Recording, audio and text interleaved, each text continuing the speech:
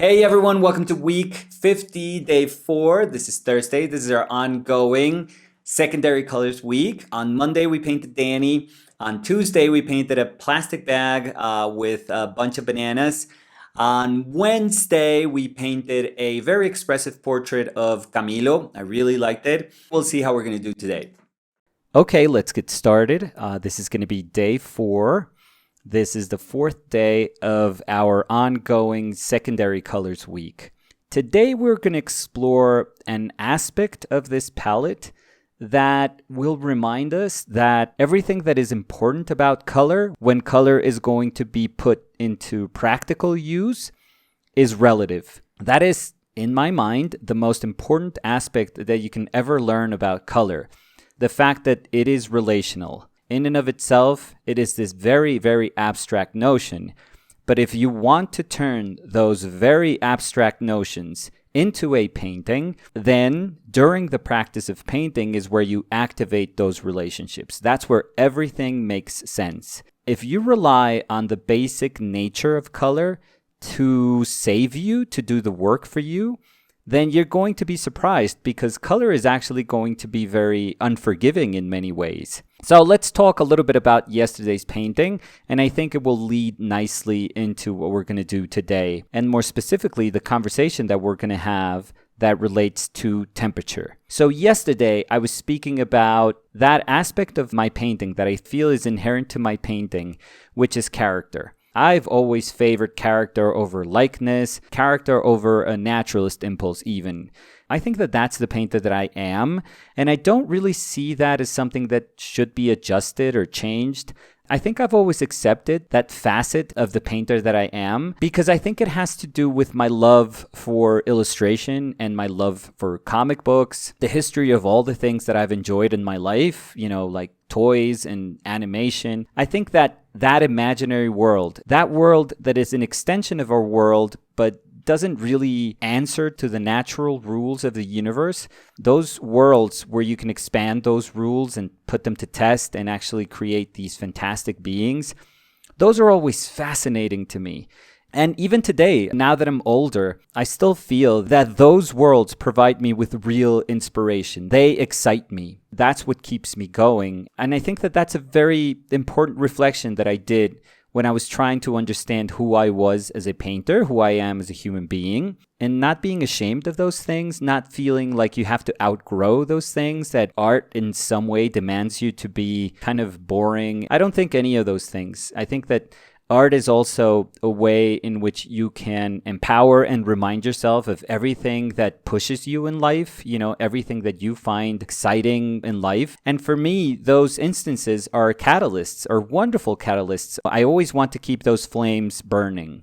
So character for me is always going to be there. I have to say that this is almost like a non-negotiable thing because I sometimes hear the argument from people, and it's a well-intended argument, but sometimes I hear that if I were a little bit more disciplined, then I could probably have a better career, commercially, or then I could probably access worlds of commercial painting that are not quite accessible to me, where you would be able to represent faithfully somebody. So the doors of very generous portraiture could open to you. But I don't think that that's my path. I really, really don't. I think that I am working towards being the painter that I'm supposed to be. I'm working towards feeling comfortable with the human being that I am. And I've put everything in a balance, and I've noticed that there are certain concessions that I'm not willing to do. There's certain things that I've fought for that I'm not going to sacrifice. So I think that pushing character, pushing gesture, just feeling like a little kid while I'm painting, feeling excited about what I want to paint, I don't think that's ever going to be one of the things that I give up. It's kind of sad that when I describe those things, people think that that is a practice that lacks discipline, and it's not. I think that painting is inherently a disciplined act, and it's a reflective act. If those two things are not there, then you can paint, but you're never going to produce a genuine, honest painting that is depicting your intentions. So I think I'm going to keep those things that I protect so dearly. And yesterday was just an opportunity to tell myself, hey, Camilo's your friend, wonderfully sensitive human being, and he's putting himself out there with these photographs and telling people, hey, paint me, use me to figure things out for yourself. And I find that incredibly courageous and generous. And I feel that when people do that, the only way that we can respond to their selfless act is to do something honest, to push ourselves. And I think that yesterday I just had a blast painting. I always feel that my best days of painting are, yes, when I challenge myself, but also when after hours of painting, I take a step back and I'm smiling, And when I think the painting is resolved and I think that session is over, I look at the painting and I smile. I'm happy with myself. And I'm not just happy with the result. I'm happy about, painting as a whole, like the act of painting as a whole. It was just a wonderful journey. Not to say that, those paintings that are far less comfortable and where I struggled for hours and maybe the end result is something that I'm not happy with, those are valuable too. I understand their value, but I'm human. I'm not going to force myself to smile after 4 hours of suffering. I'm going to accept that it was a tough task. It was very challenging for me. It probably showcased a lot of my shortcomings, a lot of the things that I still have to work on. And I'm going to take that and try to learn from it and try to be a little bit better the next day with the next painting. Yesterday was an awesome reminder that when there's expression, when there's liberty, there's also discipline, and there's also a reflection that accompanies that painting act. So I don't think I can ever separate those things from my painting practice. Now, speaking formally, I think that yesterday I noticed an aspect of my palette that I hadn't really pushed with the first two paintings, and it had to do with temperature. It obviously was spurred by the nature of the self-portrait of the photograph, this little stream of light that was going down Camilo's face. And because that stream of light was sunlight, there was a big difference in temperature between that sunlight, which is naturally warm, and the rest of the ambient light, which was a lot cooler by comparison. So the painting, amongst many of the variables that had to be solved, also proposed to me the idea of trying to find differences in temperature that were available to me in the palette. And I think that that's one of the things that I wasn't really quite aware of with the first two paintings, but that I definitely had to start exploring with yesterday's painting. Echoing what I said on Monday, having the knowledge of which colors make up those secondary colors can actually help you in identifying or making a judgment on temperature. Now, temperature is a very tricky thing. You would think that it's a very simple thing to say, right? You would think that we could associate it with, like the nature of yesterday's painting with sunlight. If I told everyone that sunlight is warm and that an overcast sky is cooler, I think everyone would agree. Our bodies are actually sensibly letting us know that that is true. When direct sunlight is hitting your face, is hitting your body, you feel warm. And that warmness is actually reflected on the way you see nature, on the colors that you perceive. And if you compare that with the way you feel under a very gray, silvery sky, then you will surely and very quickly identify the differences. You would say, well, I actually feel cold. I actually feel a lot cooler. And you'll see the difference in the way nature is being presented to you. That silvery gray light is actually affecting all these colors that are presented to you. Sometimes I wish that our sensibility would enable us to perceive, without a doubt, the differences in temperature in specific pigments.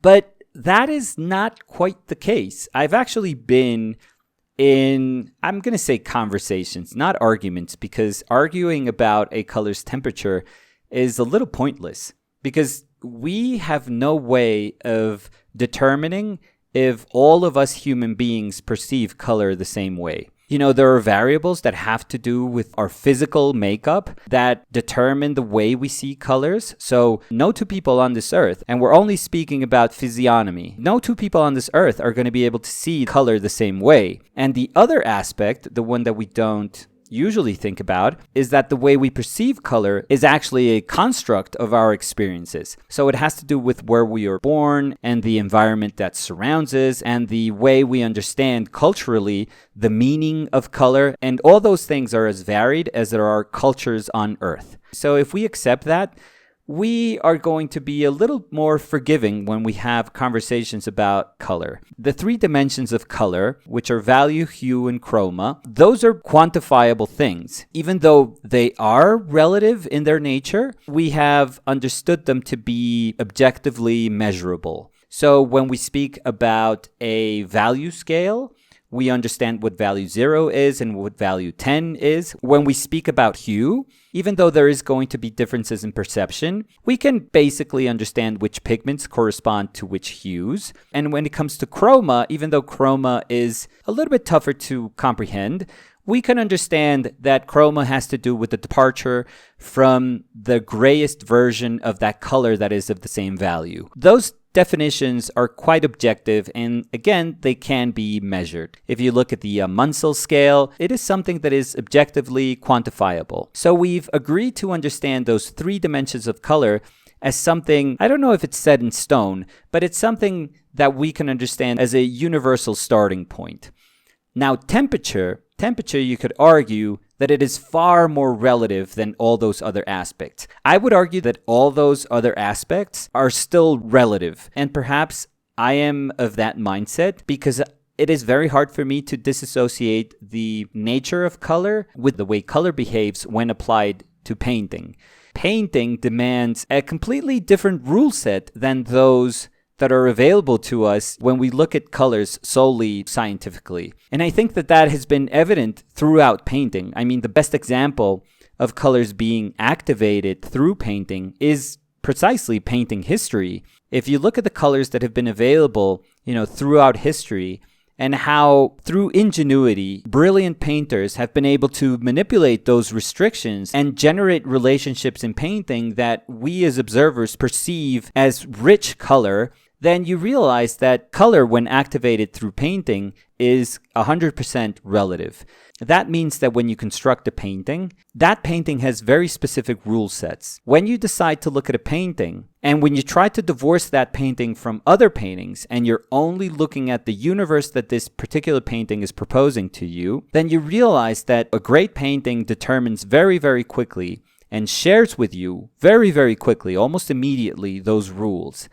And we as observers, when we're in front of a great painting, we acknowledge those rules and we accept them very quickly also. We're willing to play by those rules. And I think the saddest thing we could do in painting is to start comparing paintings unfairly. And what do I mean by that? Here's a very simple, but I think it's a perfect example that illustrates that point. When you're looking at this Edwin Dickinson painting, it's a beautiful, moody painting of this sunflower. And even though it is a moody, atmospheric painting, there is a sense of sunlight. There is a description of sunlight. There's this tiny bit of chroma with the yellow that's present in the petals. And you can also see those sharp, long shadows that are projected.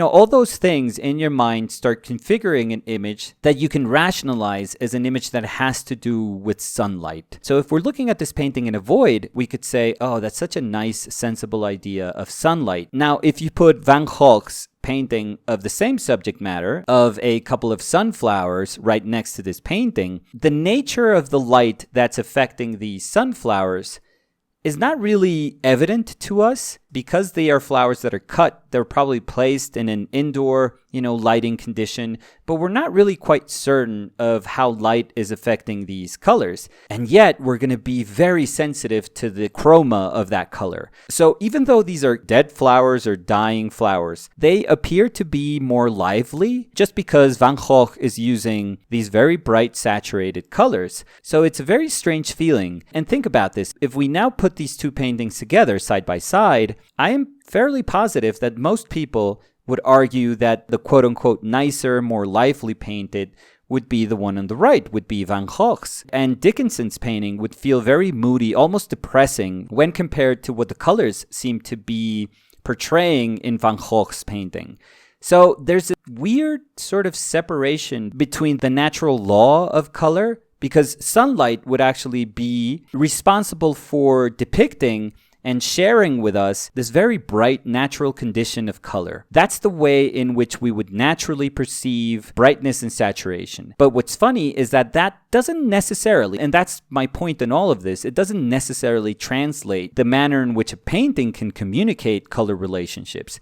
And that's my whole point. It is entirely about relationships. It is about the rule set that you establish for each painting. So when I say it's sad and it's kind of a disservice when you compare paintings, it's because you shouldn't really. What we could do is compare moments within one painting. We can travel through the painting and try to acknowledge the nature of those moments. But what is not beneficial to any painting is to try to be objectively compared with other paintings. And when it comes to color specifically, that's where it would be quite unfair. So having said that, having a conversation about, the quote-unquote objective manner in which we could measure the temperature of a color is somewhat pointless. I've always felt that the way in which we can understand temperature is through painting, is through looking at a painting.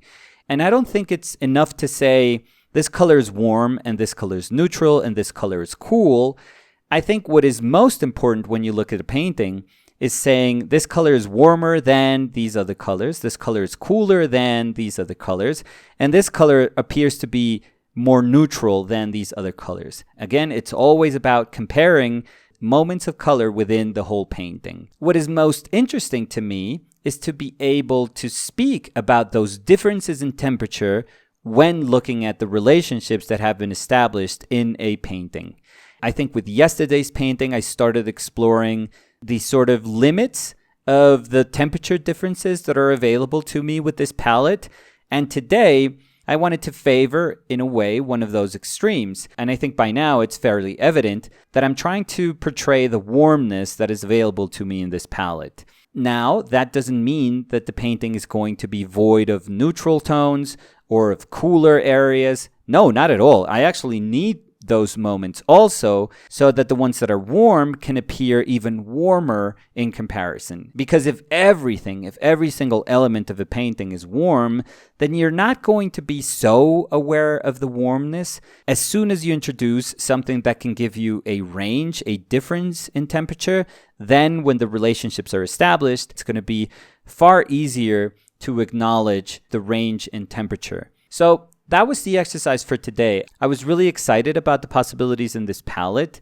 And I think that today, by choosing something of an analogous area in the color wheel, that means that the colors are close to each other. Almost the whole of this painting is taking place in the orange, red, violet area of the color wheel.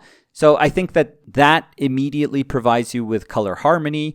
And having established that was the harmony that I was going to work in, I then told myself, okay, now that I know that there's going to be something holding my painting together, let's push temperature and let's explore this warmer side of the palette. Again, I know these things are tough, and they're actually tough because they have to be in many ways experienced. You could put them into words. You could write a book, and there's wonderful books that have been written about color, but if you're painting and you don't quite understand it and you don't know how to put it to use and you don't know how to turn all that wonderful information into painted decisions, into relationships that you create in your palette that you then activate in your painting, then none of it will make sense. It will just seem like information. I'm always reminded of what Steve Assell used to say to us, which was, I'm not going to teach you how to paint, I'm going to teach you how to observe. And I think that that's where the core foundation of our practice lies in. We have to be able to understand what we're looking in nature and then how to effectively translate that into paint when we are mixing relationships in our palette. With painting, I would always argue that the proof is in the pudding. A wonderful painting, an effective painting, is the best way to understand color because brilliant painters have already done the heavy lifting for us and they are just leaving those evidences behind for us to explore. So this is an invitation, a reminder to always check out brilliant painters and brilliant paintings because they hold a world of knowledge inside them. That was it for today. Again, a reflection about the aspects of color that we have determined to be measurable and that we can understand as universal. I would say there's a big question mark after that word. Those aspects, value, hue, and chroma, are as objective as we can make them. And then an aspect that I do feel is also inherent to color, which is temperature, which is far more relative than those other three aspects, that requires us to explore it and understand it only through the execution of paintings. So sadly, there are no shortcuts here. We have to put in the hours, we have to put in the work, but it's a very, very thankful and grateful work if we genuinely try to learn from it. So that's going to be it for today. Tomorrow is our final day in this secondary colors week. And I think I'm going to close tomorrow by exploring possibilities in this palette that are obviously closer to my nature as a painter. So you'll see what I'm talking about when we do tomorrow's painting. Thank you guys for hanging out. Love to you all. I'll see you tomorrow. Bye.